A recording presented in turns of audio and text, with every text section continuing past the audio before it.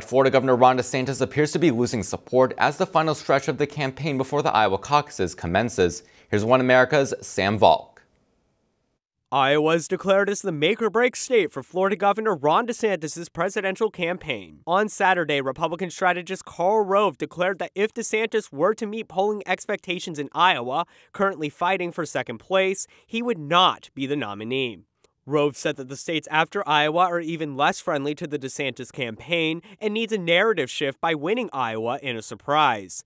Polls continue to show 45th President Donald Trump winning the Hawkeye state by about 30 points, and DeSantis has fallen to become tied for second with Nikki Haley in some polls. The campaign has acknowledged that they want to stop President Trump from being president again, putting out a memo early in November saying that the president winning Iowa by a landslide would make DeSantis' attempt to stop him futile. To try and boost his campaign, DeSantis has sought supposed heavyweights in the state, like Iowa Governor Kim Reynolds, who broke decades of precedent which the governor of Iowa would not endorse in the caucuses. The Florida governor also received the endorsement of Bob Vander Plaats, a prominent evangelical leader and three-time failed gubernatorial candidate.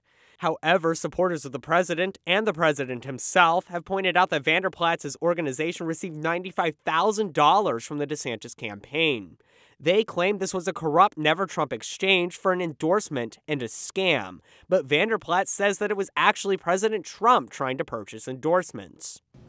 Well, first of all, I find it somewhat laughable that the one guy that would like to buy my endorsements now accusing of my endorsement being for sale, but that in no way influenced my endorsement decision. Governor DeSantis earned this endorsement. He didn't buy it. Vander Plaats endorsed Mike Huckabee in 2008, Rick Santorum in 2012, and Ted Cruz in 2016, all of whom won the Iowa caucuses, but went on to lose the nomination by millions of votes. According to pollster Richard Barris, DeSantis has almost no chance to win Iowa at this rate anyway, as historical polling trends have never shown a candidate with a lead like President Trump has, making the campaign unprecedented with the baked-in nature of how voters are feeling. He also said that even if DeSantis were to somehow win Iowa, defying polls by a historic margin never seen before, doing so would sink his chances entirely in more moderate or less white states like New Hampshire and South Carolina, respectively.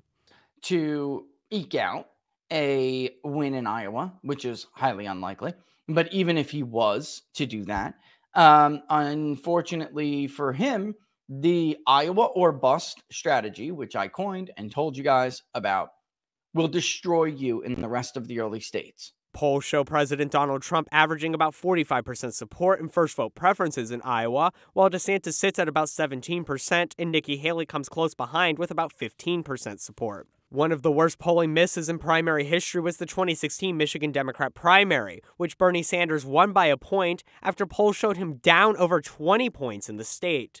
In order for DeSantis to win, he'd have to overcome even that historic polling miss, something that most polling experts believe is a near impossibility. Sam Valk, One America News. For all our viewers asking where One America News is heading in the future, we would like to introduce you to OAN Live. OAN Live is the best way to stay up to date on all of the hard-hitting, straight-shooting, national and international headlines. And the best part is, OAN Live is only $4.99 per month. All the credible, honest, unbiased reporting One America News offers at a fraction of the cost of cable. Just go to OANN.com to easily sign up for OAN Live and stay informed.